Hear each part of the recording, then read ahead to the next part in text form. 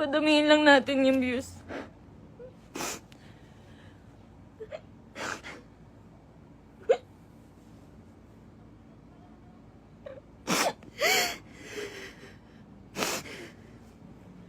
Magsasalita na po ako. Magsasalita na po ako. Padamihin lang po natin yung views.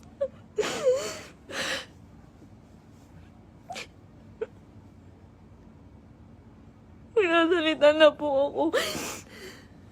Pipilitin ko pong isa-isahin. Pipilitin ko kahit gano'ng katagal tong live na to. Iisa-istain ko po ang panggagago sa akin ni Merc. Ni Christian Merc Gray.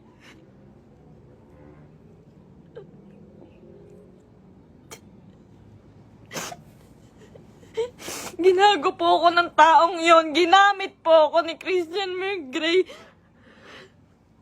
Lahat po ng nangyayari sa lahat ng video namin, mula umpisa hanggang ngayon, scripted. Lahat po yun sinunod ko dahil mahal ko siya. Dahil gusto ko ibigay yung buhay na gusto niya. Kung magtataka po kayo kung bakit maraming nawawala sa amin sa Team Merpay dahil sa kanya. Dahil po sa ugali ni Merc. Napakademonyo po ng ugali ni Merc. Ginago niya po lahat.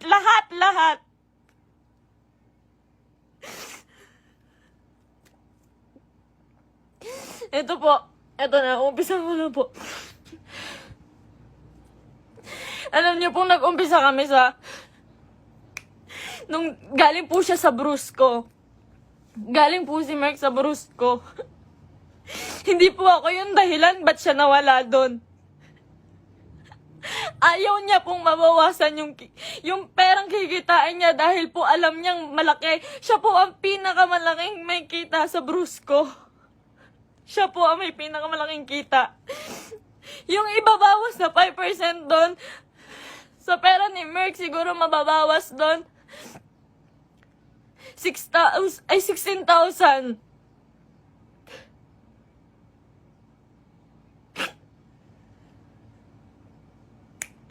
Lahat po ng kaibigan niya, ginamit niya. Hindi ko na po kasi kaya eh.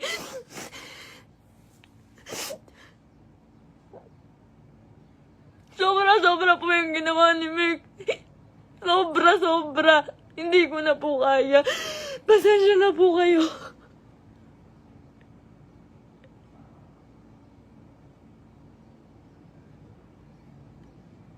Napakawalang iyang tao niyan ni Merc. Lahat po ginago niya, pamilya ko. Lahat po ng tao sa paligid niya, ginamit niya po. Scripted po lahat ng nangyayari. Sinusunod ko po siya. Kung makikita niyo po, lahat po ng video namin, puro bastos dahil po yun sa kanya. Ayoko po nun, walang may gusto nun. Kayo na pong bahala kung maniniwala kayo ngayon. Wala pong may gusto nun. Lahat po binigay ko sa taong yun.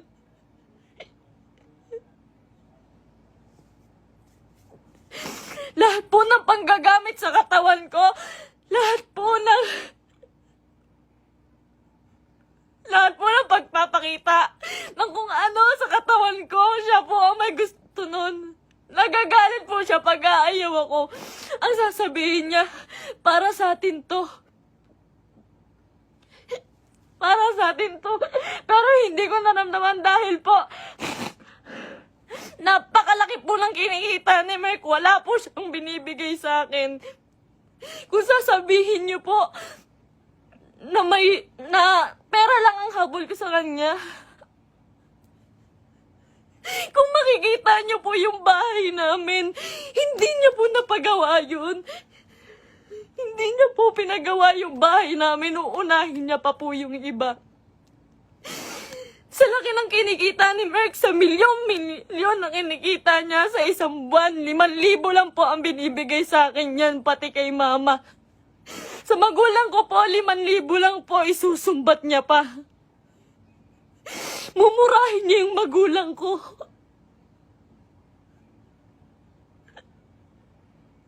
Sasabihin niya, manang-mana ka sa magulang mo. Ang bobobo niyo. Lahat kayo plastic. Ginaganon niya po yung magulang ko, hindi ko na po kaya. Ngayon po, nawawala po si Merk ngayon. Lahat po ng nangyari, scripted po. Scripted. Tinatago po ako ni Merk. Tinatago niya po ako. Hindi niya po ako pinapalabas. Ayoko na po. Ayoko na talaga. Ayoko na po talaga. Ayoko na po. Ang ginagawa niya lang po. Nandito po ako ngayon kasi nawawala po si Merk. 6 na araw na po siyang nawawala. Kasama niya po yung babae niya. Yun dun po sa...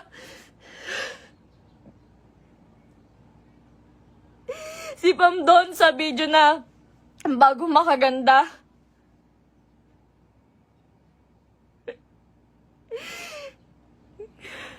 Huwag niya po sisihin yung kambal doon, si Chen Chen tsaka si Tantan. Yung Centeno twins po, hindi, huwag niyo po silang sisihin doon. Dahil utos po ni Merk lahat yun. Ako po, hindi ko na po kaya si Merk. Demonyo na po yung utak niya. Sobrang bukang pera. Sobrang bukang pera ni Merk. Lahat ng tao ginagago niya.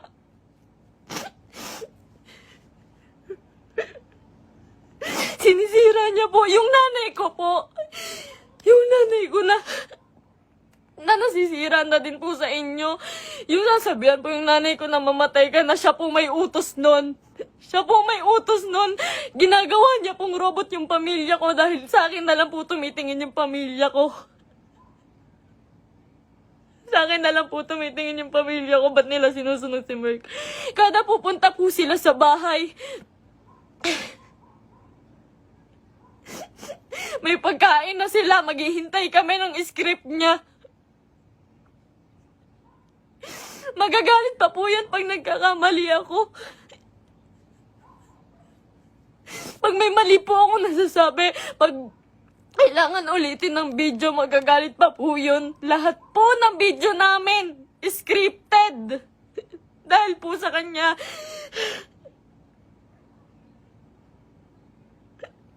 Sobrang abusado. May babae po si Merk ngayon. Yung babae nga, yung Pam po. Grabe, Merk. Pinatulan niya pa. May anak na po yun. May anak na. Sabi niya. Sabi ko nun, Mahal, baka naman papatulan mo yan. Baka naman totoohanin mo.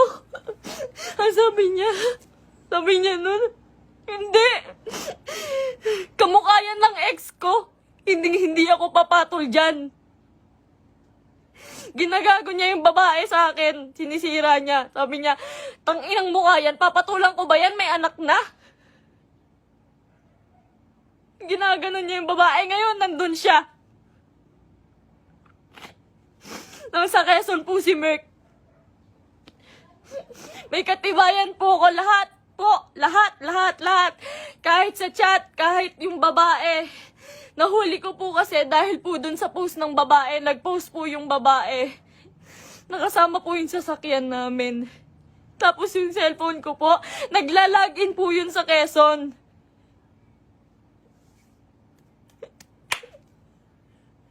Lahat po ginawa ko kay Merk. Pasensya na po kayo. Ako po mismo humihingi ng pasensya dahil po kinonsinti ko siya. Mahal ko lang po talaga. Ngayon lang ako natauhan. Sobrang dami kong kaibigang nilayuan. Pamilya dahil ayaw nila ng video namin ni Merk. Sobrang dami ko pong nilayuan. Wala po akong kaibigan ngayon. Wala po akong kahit sino ngayon. Dahil kay Merk, dahil iniingatan ko po siya.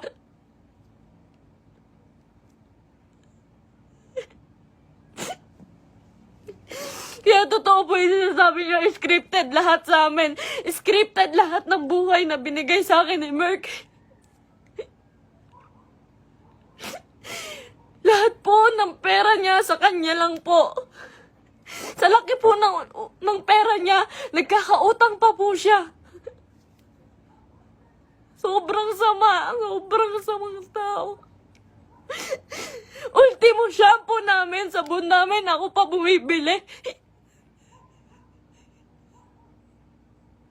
Grabe po pambabastos sa akin ni Merk. Hindi niya po ako nirespeto.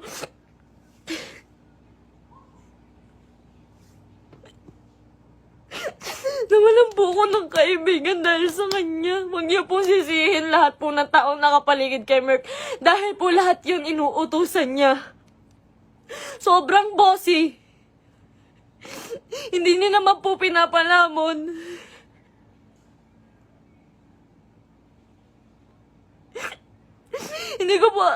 Hindi ko po in-expect na darating po talaga to. So,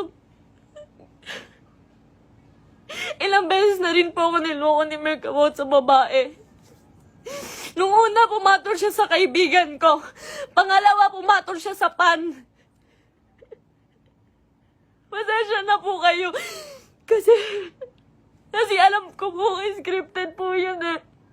Pasensya na po kayo. Ako na po humihingi ng pasensya sa inyo. Ginawa ko lang po yun kasi sobra po akong nagmahal. Bago po namin makuha si Asurada, ang inuulam po namin araw-araw, itlog at tuyo araw-araw para makuha niya lang yung sasakyan niya. Lahat po ng meron siya ngayon, sa kanya po nakapangalan. Pati yung bangko po, sa kanya po.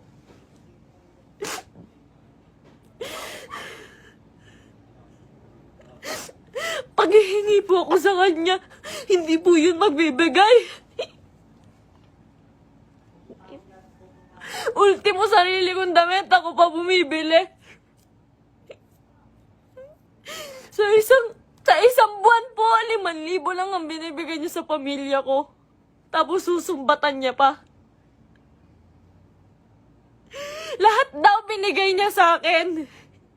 Yung singseng, sabi niya, 170K daw po yun. Malaman-laman ko, 30,000.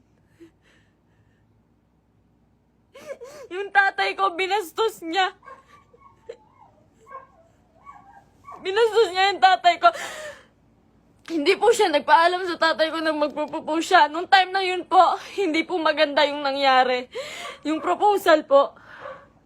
Hindi po ako naniniwala sa proposal na yun dahil po alam ko na hindi totoo, na para lang yun sa video. Lahat po kay Merk hindi totoo.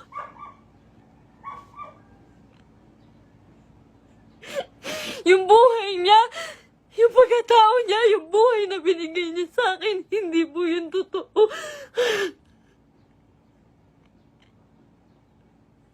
Lahat po ng kaibigan niya na malalapit sa kanya, ginago niya po lahat yun.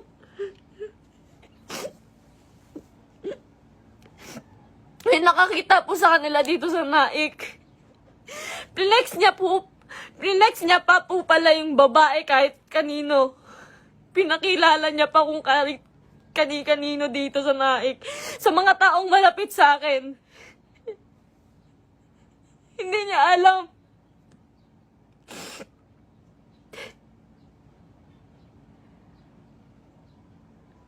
Grabe po yung ginawa sa akin. 3 years. 3 years po akong nagtiyaga. Isang buwan po akong nakakulong. Isang buwan po akong nakakulong sa kwarto. Kinukulong niya po ako kasi bawal daw po ako makita ng kahit sino ng kapitbahay. Nandito lang po ako pag uuwi po ako sa Antipolo. Madaling araw niya po ako iuuwi doon para walang makakita sa akin.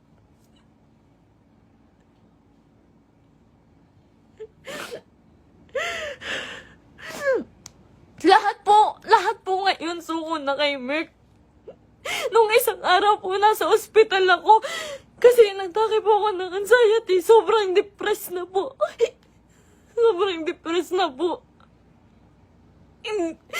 Hindi niya alam yun. Hindi niya alam na naghahanap ako sa kanya.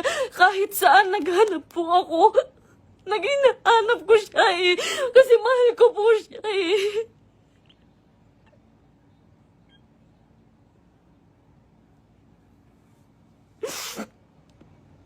Ilang araw po wala akong tulog, wala akong kain, kakahanap sa taong yun. Tapos malaman-laman ko na kasama niya yung babae. Huwag niyo pong sisisihin yung mga tao sa paligid niya dahil siya po ang naggawa nitong gulong to. Huwag niyo sisisihin si Kuya Mark, yung Centennial Twins. Kahit sino. Siya po ang gumawa nito.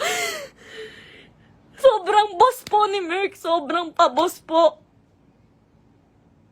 Sa lahat po ng video, kung makikita niyo po, lantad na lantad yung suso ko para lang mapanood ng mga tao.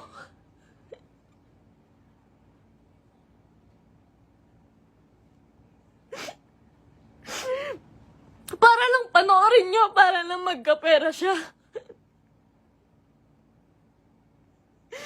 Lahat po ng taong nawala po sa amin, hindi ko po masisisi. Eterners TV, Brusco, Arnold, Tatay Onin. Marami pa pong nawala sa aming mga kaibigan dahil po sa kanya. Dahil hindi po nila kaya. Hindi po nila kinakaya si Merk. Nagmahal lang po ako. Pasensya na po. Pag mag-short film po kami, magkamali lang po ako ng unti. Nangina naman mahal, galingan mo naman. Pati po pagkapahulog ko po sa hagdan, hindi po yun totoo. Ang sakit po ng katawan ko nun pagtapos. Ginawa ko yun sa kanya nung nagpakahulog ako sa hagdan.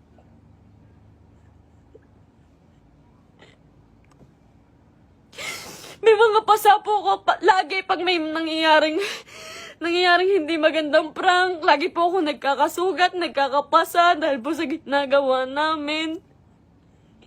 Hindi po ako nanghingi ng kahit piso kay Merk. Hindi po ako nanghingi ng kahit piso kay Merk. Hindi po. Lahat po ng account siya po may hawak. Kinukontrol niya po lahat. Hindi niya po mapagawa yung bahay ko. Sabi niya po sa CR namin, mahal, hindi ako magsi-CR dyan. Hindi po siya nag-CR sa CR namin sa bahay.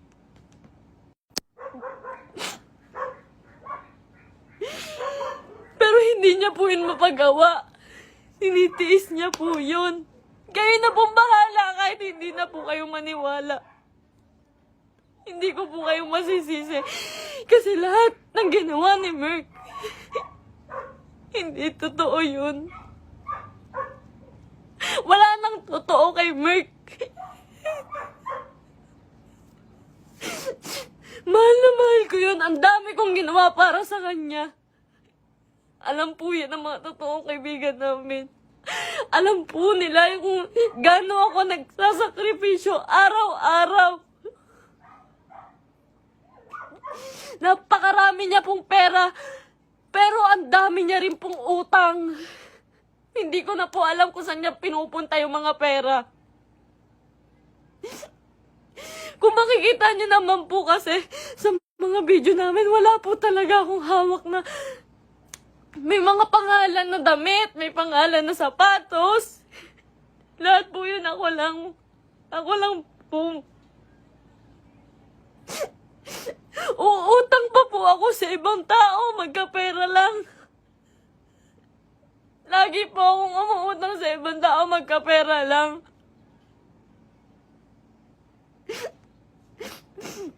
Ayun po, hindi ko na po kaya. Hindi ko na rin po talaga kinaya. Wala pa po akong tulog kain. Na-hospital pa po ako. Hindi po ako nagmamakaawa sa inyo. Wag po kayong maaawa sa akin. Gusto ko lang naman po sabihin sa inyo yung totoo. Kasi ayoko na pong may mga taong masaktan. Ayoko na pong... Hindi ko po kasi talaga kaya yung mga bash. Hindi ko po yun kaya. Nag-aaral po ako noon. Pinatigil niya po ako sa pag-aaral para lang po sa video. Yung pangarap niya po yung sinunod namin eh. Yung pangarap niya, tinabi ko na po yung pangarap ko. Grabe yung sakripisyo ng pamilya ko. Grabe. Sasabihin niya, yung nanay mo, plastic. Yung nanay mo, sa Cebu po. Sa Cebu, hindi siya nahiya. Hindi po siya nagbigay ng kahit ano, na kahit piso lang doon sa tiniran namin. Iniwan niya po ako doon para lang po sa babae. Sabi niya po may sponsor. Iniwan niya po ako sa Cebu. Magkasama po kami doon isang araw po. Ang usapan po, 1 linggo po kami doon. Kasi po pupunta na po kaming Canada. Mas malaki po kasi yung kita sa Canada. Kaya po kami pupunta ng Canada, pero hindi ko na po kaya.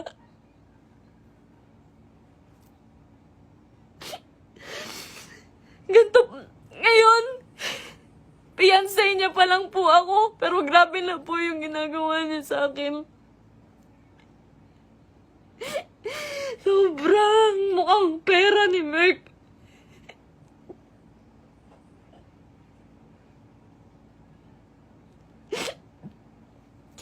Magalit na po kayo sa akin, pero ginawa ko lang po yun kasi mahal ko po yung tao. Pasensya na po. Pasensya na po.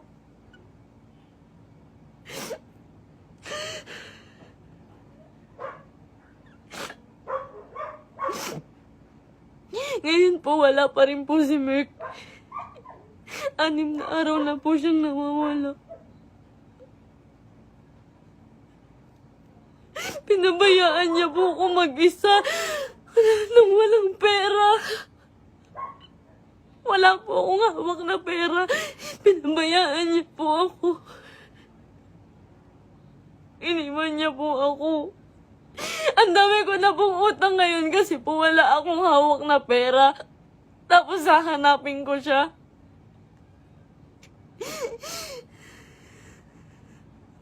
Masakit po kasi lalo eh. Fiancé na po kasi ako eh.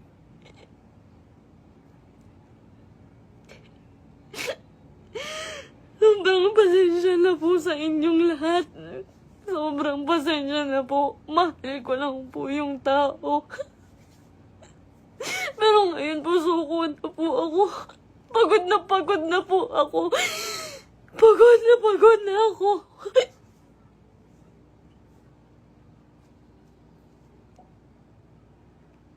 Pasensya na po.